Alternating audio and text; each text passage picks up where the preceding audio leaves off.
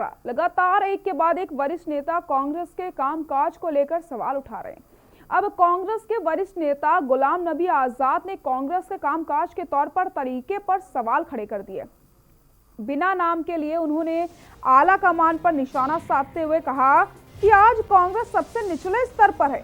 Party के बड़े नेताओं का कार्यकर्ता से संपर्क टूट गया है। 5 स्टार होटलों में बैठकर चुनाव नहीं लड़ सकते हैं। गुलाम नबी आजाद ने कहा, जो लोग वहां होते हैं उनका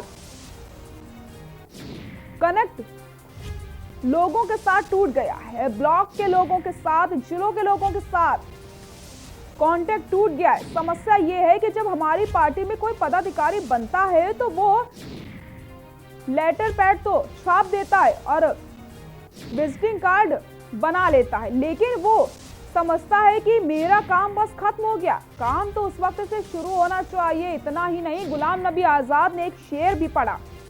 उन्होंने कहा, पार्टी से इश्क होना चाहिए, ये इश्क नहीं आसान, बस इतना समझ लीजिए ये आग का दरिया और डूब के जाना है।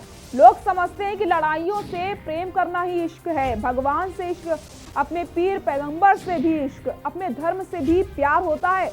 आपको बता दें, अगले महीने संभावित तौर पर कांग्रेस के अध्यक्ष पद का चुनाव होना है। पहले भी अध्यक्ष पद के चुनाव को लेकर विवाद हो चुका है। नेताओं ने चिट्ठी लिखी थी, उस पर भी विवाद हो गया था। अब गुलाम नबी आजाद ने जो बयान दिए उससे ये सवाल खड़ा होता है कि क्या एक बार फिर से अध्यक्ष पद को लेकर के एक बार फिर विवाद होगा।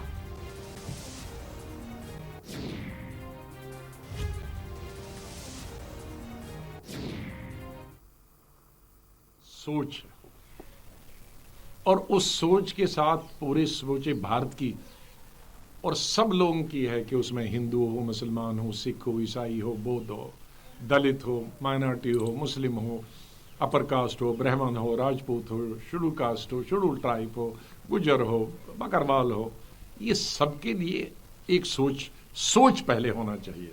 नेशनल सोच, सेकुलर सोच। मैं अपनी बात, अभी बहुत सारे लोग कहते हैं और सोचते हैं कि हम भी नेशनल पार्टी बनेंगे। अब आज हम सबसे लोएस्ट तो है कांग्रेस, इससे तो कभी नहीं जाई। पिछले 2 टर्म से लोकसभा में पहली दफा इंडिपेंडेंट इंडिया में कांग्रेस का लोकसभा में लीडर अपोजिशन नहीं बना। तो उसका मतलब है कि 72 साल में हम सबसे नीचे नंबर पे, स्तर पे आ गए हैं। लेकिन इस वक्त भी लद्दाख जैसे हिल काउंसिल, अभी मीटिंग हुई, हिल काउंसिल के इलेक्शन हुए, हम समझते थे एक भी नहीं आएगा, क्योंकि बड़े अरसे के बाद बीजेपी ने वहाँ की डिमांड जो थी, चल रही थी 30-40 साल से चल रही थी, हिल यूनियन टेरिटरी देना, तो बीजेपी ने दे दी यूनियन टेरिटरी। तो मैं सोच रहा था 26 में हमको एक भी सीट नहीं आएंगी, लेकिन 26 में हमको 9 आ गई और 2 जो हार गए हम, एक 9 वोट से और एक 11 वोट्स, और दूसरों इंडिपेंडेंट भी 2-4 आ गए। तो उसका मतलब है कि हमारी जो प्रेजेंस है सबसे बुरे समय में भी नहीं आ। और इसी खबर पर ज्यादा जानकारी के लिए हमारे दिल्ली ब्यूरो चीफ अमित दुबे हमारे साथ जुड़ चुके हैं। अमित, जिस तरीके से गुलाम नबी आजाद का जो बयान सामने आया है, जिस तरीके से उन्होंने पार्टी को सबसे पीछे बताया है, कहीं ना कहीं क्या एक बार फिर से विवाद बनता दिख रहा है? देखिए, कांग्रेस में ये पहली बार नहीं है। गुलाम नबी आजाद उन्हीं नेताओं में से हैं जिन 23 नेताओं ने एक पत्र लिखा था जिसमें सोनिया गांधी और राहुल गांधी के लेके कई बातें कही गई थी और साफ तौर पर कहा गया था कि पार्टी को खड़ा करने के लिए सबको एक साथ आना होगा।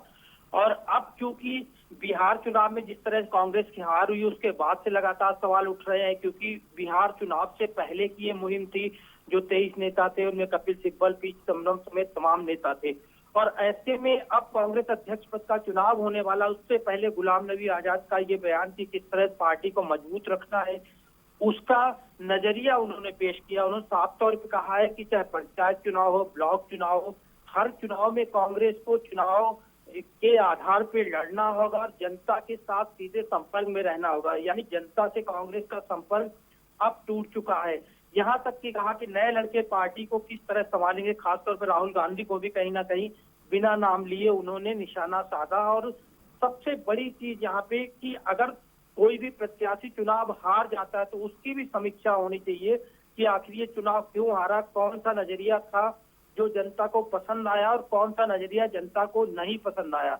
इन सारी चीजों पे लगातार विचार होने की जरूरत है, क्योंकि अब जनता कांग्रेस को उस विकल्प के रूप में नहीं देखती।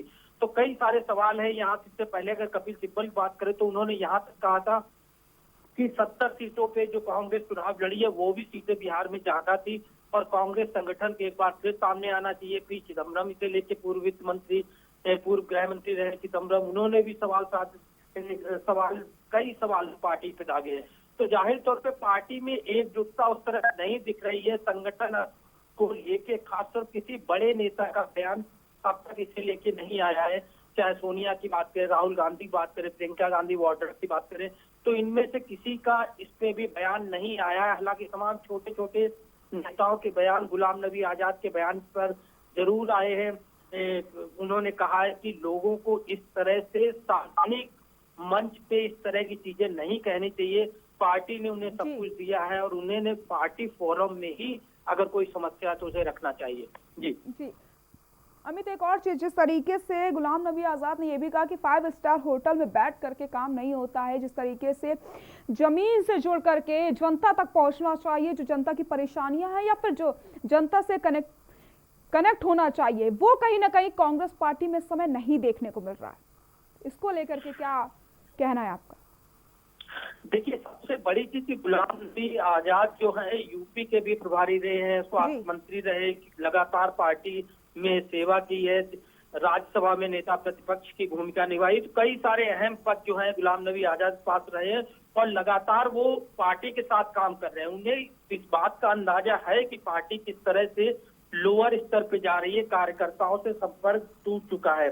कई बार जब हमारी खुद गुलाम नबी आजाद से बात हुई तो उन्होंने यहीं पे साफ कहा था कि पार्टी ने वहीं से अपने पैर में कुल्हाड़ी मार ली जब यूपी में मायावती के साथ सबसे पहले गठबंधन किया और महज 125 सीटों पे चुनाव लड़ी। तो ऐसे में उन बाकी जगहों से संगठन की धार कुंद होती गई। तो यही हालत जो है कमोबेश लगभग हर जगह पे है। या तो कांग्रेस बीजेपी के साथ सीधी फाइट में है, कांग्रेस और बीजेपी आपस में फाइट कर रहे हैं नंबर 1 नंबर 2 की भूमिका, और या कांग्रेस बिल्कुल नदारत है। यानी कांग्रेस जो है, कांग्रेस की जगह जो थी वो क्षेत्रीय दलों ने ले ली है, चाहे हम यूपी की बात करें, बिहार की बात करें या अन्य तमाम प्रदेशों की बात करें। तो ये अपनी चिंता जो है वो गुलाम नबी आजाद ने दर्शाई है। उन्होंने साफ तौर पर कहा कि संगठन लेके एक बार फिर पुरानी चीजों को रिन्यू करना होगा, नए लोगों से पार्टी सिर्फ नहीं चल सकती, पुराने अनुभव को साझा करना होगा और रणनीति के तहत काम करना होगा। और आज बाकायदा वो मीडिया के सामने आया, उन्होंने साफ तौर पे कहा कि किस तरह से जो चुनाव होने वाला है उस चुनाव से पहले एक तरह से कहा जा सकता है कि जो 23 लोगों की मैं बात कर रहा था जिन्होंने चिट्ठी लिखी थी संगठन को लेके सोनिया गांधी और आला कमान को, तो वो एक बार फिर मुखर हो गए, अपनी बात जो है रखना चाहते हैं। अब इसे लेके खासतौर पे सोनिया, राहुल या प्रियंका इसे लेके क्या कुछ कहते हैं, क्या कुछ फैसला लेते हैं, ये भी देखना होगा। जी अमित, जिस तरीके से बंगाल में चुनाव होने वाले हैं तो कहीं ना कहीं जिस तरीके से बिहार में कांग्रेस को हार देखनी पड़ी, उसके बाद से कांग्रेस में कुछ ठीक नहीं चल रहा है। क्या आने वाले चुनाव में जो बंगाल में चुनाव होने हैं इसका असर उसमें भी देखने को मिल सकता है? देखिए, नेक्स्ट एक बात करें तो बंगाल में चुनाव होने, तमिलनाडु में चुनाव होने, कई जगह जो है वो चुनावी माहौल बन रहा है। और ऐसे में कांग्रेस जो कि मुख्य विपक्ष नेशनल पार्टी जो देश की है, सबसे इसने सालों तक देश पे राज किया और इस तरह से छिन्न भिन्न दिखाई पड़ रही है। अभी क्योंकि कांग्रेस के अध्यक्ष पद का चुनाव होना है, उसके बाद इस बयान को काफी अहम माना जा रहा है। हो सकता है कि जिन 23 नेताओं की मैं लगातार बात कर रहा हूं या तमाम अन्य नेता जो पार्टी की चाटुकारिता के एक दूसरे पे आरोप लगाते हैं कि कुछ लोग हैं जो आला कमान की चाटुकारिता करते हैं, लोग संगठन को लेके अपने महत्वपूर्ण सुझाव दे जो पहले भी दिए हैं। और हो सकता है कि आने वाले दिनों में जब अध्यक्ष पद का चुनाव हो तो इन चीजों को वहां पे रखा जाए, कोई कमेटी बनाई जाए या इस तरह की चीजों को आगे बढ़ाया जाए। तो कई सारी चीजें हैं, अब किस तरह से आला कमान इससे लेके डिसीजन लेता है ये देखना होगा। लेकिन पार्टी के जो बड़े बड़े नेता रहे, चाहे पी चिदम्बरम की बात करें, कपिल सिब्बल की बात करें, रिसेंटली गुलाम नबी आजाद के बयान की बात करें, तो साफ तौर पे पार्टी को मजबूत करने के लिए लगातार इस तरह से बयानबाजी कर रहे हैं। जी अमित, तो क्या लगता है जिस तरीके से अभी जो बयानबाजी चल रही है, जिस तरीके से कांग्रेस में इस समय कुछ ठीक नहीं चल रहा है और आला कमान पर जिस तरीके से निशाना साधा गया है, अब अभी कोई बयानबाजी तो सामने आई नहीं है सोनिया गांधी की तरफ से, प्रियंका गांधी की तरफ से या फिर राहुल गांधी की तरफ से। क्या लगता है अब कितना और ज्यादा विवाद कांग्रेस पार्टी में बढ़ सकता है या फिर और क्या कुछ देखने को मिल सकता है इसके बाद से, क्योंकि स्थिति लगातार बिगड़ती जा रही है? अमित, देखिए, सबसे बड़ी चीज की ये सुझाव दिए गए, इस सुझाव को किस तरह से लिया जाना चाहिए। आरजेडी के अगर सांसद की बात करें मनोज झा, उन्होंने साफ तौर पर कहा कि जो उन्होंने अपनी पार्टी को गुलाम नबी आजाद जो सुझाव दिए हैं, इन्हें उचित फोरम पे देना चाहिए था। यानी मीडिया की जगह अगर अच्छा होता कि वो खुद राहुल, सोनिया और प्रियंका से मुलाकात करते या कमेटी की जो बैठक होती उसमें इन चीजों को रखते, तो उससे पार्टी का कुछ भला हो सकता था। दूसरी बड़ी चीज की गुलाम नबी आजाद जो कही कि बीजेपी को इससे फर्क नहीं पड़ता, बीजेपी बहुत मजबूत पार्टी के रूप में जमी हुई है, और सबसे बड़ी चीज है कि बीजेपी में कोई आए जाए इससे फर्क नहीं पड़ता। आरएसएस जो है वो लगातार काम कर रहा है और आरएसएस ने जमीनी लोगों से जो है वो रूबरू है, उनका पूरा संगठन उपलब्ध है। कांग्रेस को भी इस तरह से कुछ सोचना चाहिए, लेकिन सबसे बड़ी चीज की मीडिया के मंच पे आके इस तरह की चीजें होती हैं, जो खासतौर पे जो कमेटियों की बैठक होती है, सीईसी की बैठक होती है, उन जगहों पे इस तरह की चीजें होनी चाहिए। और अगर हुई थी तो ये भी हो सकता है कि उनको नजरअंदाज किया गया हो। ये भी बड़ी वजह है कि मीडिया के सामने गुलाम नबी आजाद का इस तरह से बोलना। तो कई सारी चीजें हैं जो यहाँ पे सामने आ रही हैं। उम्मीद है कि अध्यक्ष पद के चुनाव से पहले जरूर कांग्रेस कुछ ना कुछ इसे लेके फैसला लेगी। जी अमित, एक और चीज, जिस तरीके से गुलाम नबी आजाद ने मीडिया के सामने आकर किस तरीके की बयानबाजी करी है, अब सवाल यही यहाँ पर खड़ा होता है कि क्या फिर से अध्यक्ष पद को लेकर के एक बार फिर से विवाद बढ़ेगा? अध्यक्ष पद को लेके पिछला स्वरूप जो है कांग्रेस पार्टी का सबने देखा, जब सीताराम केसरी जो है कांग्रेस के कार्यकारी अध्यक्ष बने थे तो किस तरह से पार्टी पूरी तरह बिखर रही थी और कांग्रेस को गांधी परिवार के बिना। अमित, आपको मैं रोकना चाहूंगी और कांग्रेस प्रवक्ता असित नाथ तिवारी हमारे साथ जुड़ चुके हैं। असित जी, के न्यूज इंडिया में आपका बहुत बहुत स्वागत है। जिस तरीके से गुलाम नबी आजाद के बयानबाजी सामने आई है, क्या मायने निकाले जाए इसके? गुलाम नबी आजाद सांगठनिक फेरबदल की बात कर रहे हैं। वो चाह रहे हैं कि भाई संगठन को मजबूत किया जाए और ग्रास रूट के जो वर्कर हैं उनसे संपर्क साधा जाए और ग्रास रूट के वर्कर्स का हौसला बढ़ाकर उन्हें एक्टिव किया जाए। सीधी बात वो कह रहे हैं, इसमें बहुत मायने मतलब निकालने की गुंजाइश नहीं है। उन्होंने बहुत स्पष्ट तौर पर अपनी बात रखी है। जी आशीष जी, जिस तरीके से उन्होंने साफ साफ बोल दिया है कि 5 स्टार होटल में बैठकर काम नहीं होता, जमीन से जुड़ना पड़ेगा, जनता तक जाना पड़ेगा, जो जनता की समस्या है उनसे रूबरू होना पड़ेगा, तो कहीं ना कहीं क्या ये हम कह सकते हैं कि कांग्रेस जो पार्टी है वो जनता से रूबरू नहीं हो रही है और इसी वजह से उसको बिहार में हार का सामना करना पड़ा, क्योंकि साफ तौर पर जिस तरीके से उनकी बयानबाजी है? देखिए, एक बात बहुत साफ है, किसी भी राजनीतिक दल से सीधा अगर आप जनता से नहीं जुड़े हैं जी तो आप मुश्किल में हैं जी। और यही बात गुलाम नबी आजाद भी कह रहे हैं जी। बिहार में हार की कई सारी वजहें हैं, सिर्फ एक वो वजह नहीं है जो गुलाम नबी आजाद भी कह रहे हैं। कई सारी वजहें हैं जिनमें एक ये वजह भी शामिल है। मैं इस बात से पूरी तरह से सहमत हूँ कि आम आदमी के बीच जाना होगा, उसकी मुश्किलों में भी, उसकी खुशियों में भी, उसके हर पल का गवाह बनना पड़ेगा, उसका सहयोगी बनना पड़ेगा। ये उनका सुझाव है और मुझे लगता है कि पार्टी उनके इस सुझाव को निश्चित तौर पर गंभीरता से लेगी जी। असित जी, एक और बात, जिस तरीके से गुलाम नबी आजाद ने एक चीज और कही, जो बड़े नेता है उनका जमीनी स्तर से पूरी तरीके से जुड़ाव जो है वो खत्म हो चुका है, इसको लेकर के क्या कहना है आपका? देखिए, ये लगभग तमाम पार्टियों में होता है कि जो बड़े नेता होते हैं वो बहुत जमीनी स्तर पर नहीं जुड़े होते। आप किसी भी पार्टी में उठा के देख लीजिए, आप जिस मोहल्ले में रहती है उस मोहल्ले की क्या समस्या है, क्या भाजपा अध्यक्ष जेपी नड्डा को पता है? क्या अमित शाह जी जानते हो? नहीं जानते जी। असित जी, लेकिन बंगाल चुनाव को लेकर बीजेपी अभी से मैदान में उतर चुकी है, वो लगातार जमीन से जो लोग जुड़े हैं लगातार वहां तक पहुंचती है और उनकी जो बात है उसको सुनती है। नहीं, ये अलग स्तर की बात है। देखिए, वो जमीन से जुड़े मुद्दों पर तो बात नहीं करती है।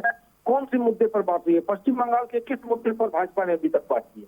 भाजपा जहां भी जाती है चुनाव के ठीक पहले वहां दंगों का माहौल गढ़ती है। ये किसी भी राज्य में होता है, सांप्रदायिक तनाव पैदा करती है। भाजपा जाएगी तो कहेगी कि पाकिस्तान में दिए जलेंगे, पश्चिम बंगाल के चुनाव में पाकिस्तान इमरान का कोई मतलब नहीं, लेकिन भाजपा ये करेगी।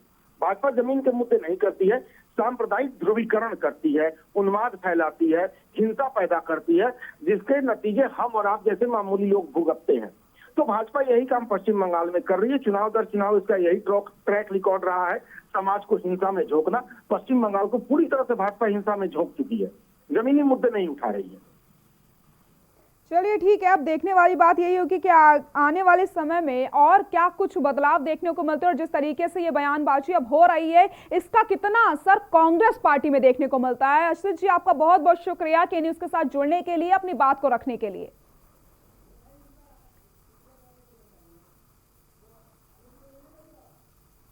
और हमारे साथ अमित दुबे जुड़े हुए हैं, हमारे दिल्ली ब्यूरो चीफ। अमित, जिस तरीके से असित नाथ जी से हमने बात करी, उनका साफ तौर पर कहना है कि इस तरीके की तो बयानबाजी सामने आती रहती है और बड़े नेता कभी कभी हट जाते हैं जनता से, वो नहीं जा पाते जनता के बीच उनकी बात को सुनने के लिए। तो कहीं ना कहीं यहाँ पर भी अब एक बचाव जिस तरीके से किया जाता है वो देखने को मिल रहा है।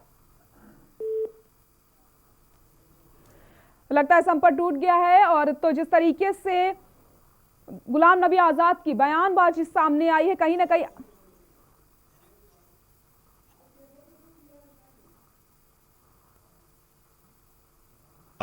उनकी परिभाषा मानी जाए तो उसकी शुरुआत उन्हें अपने घर से करनी चाहिए, अपने मंत्रियों, अपने पदाधिकारियों, जिन्होंने पहले